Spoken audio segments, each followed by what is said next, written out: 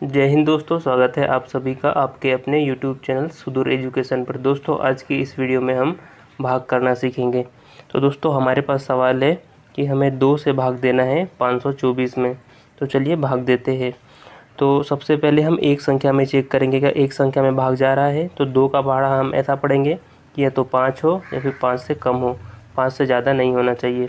तो 2 एकम 2, 2 दूनी 4, 2 तिरी 6। यदि हम 3 बार पहाड़ा पढ़ेंगे तो 5 से ज़्यादा हो जाएगा, इसलिए हम सिर्फ 2 बार पहाड़ा पढ़ेंगे। 2 एकम 2, 2 दूनी 4।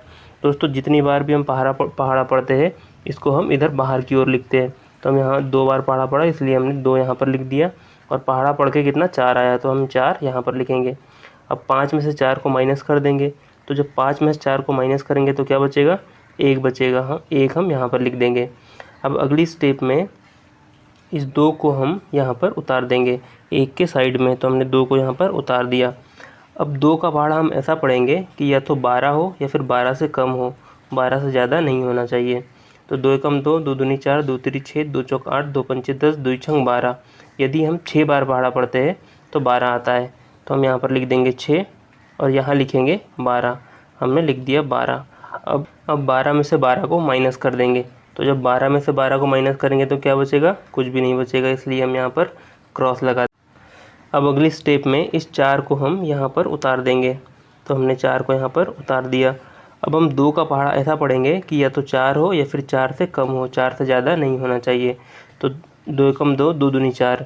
यदि हम 2 का पहाड़ा 2 बार पढ़ते हैं तो कितना 4 आता है।